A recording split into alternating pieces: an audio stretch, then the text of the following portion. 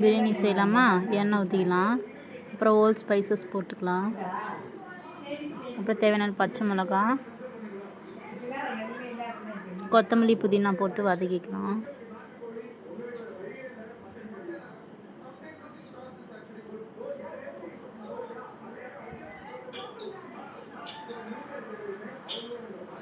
வதக்கிட்டதுக்கப்புறம் வெங்காயம் போட்டுக்கலாம்.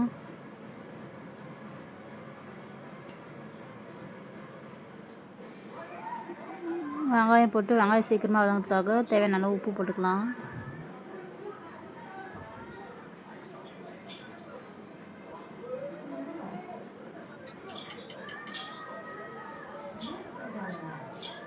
வெங்காயம் லைட்டாக ப்ரௌனிஷ் ஆகிற வரை வதக்கிக்கலாம்.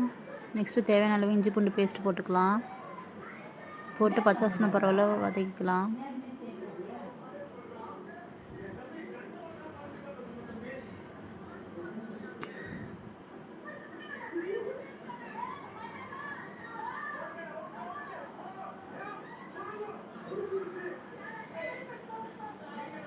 நெக்ஸ்ட்டு தக்காளி போட்டுக்கலாம்.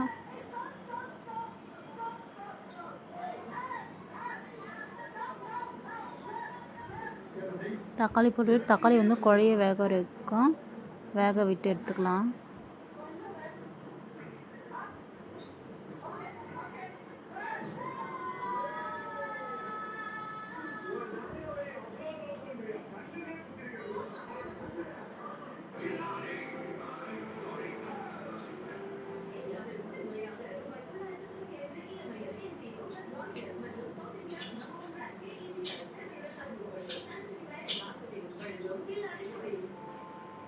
நெக்ஸ்ட்டு சிக்கன் பீசஸ் போட்டுக்கலாம்.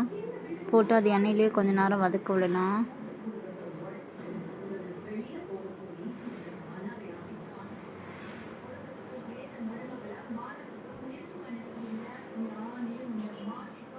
அதுக்கப்புறம் இதுக்கு தேவையான மஞ்சத்தூள், கரம் மசாலா, மிளகாய்த்தூள் இது போட்டு நல்லா கிளறி விட்டுக்கலாம்.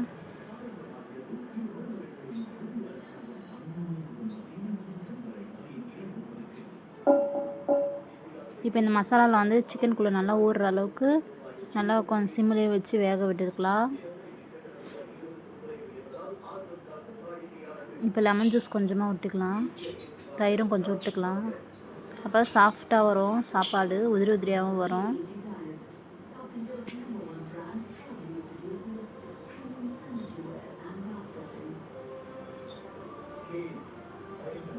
நெக்ஸ்ட்டு தேவையான அளவு தண்ணி ஊற்றிக்கலாம்.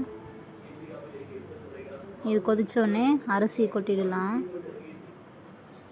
போட்டுட்டு ஒரு கிளறு மட்டும் கிளறி விட்டுட்டு தட்டு போட்டு முடிக்கலாம்.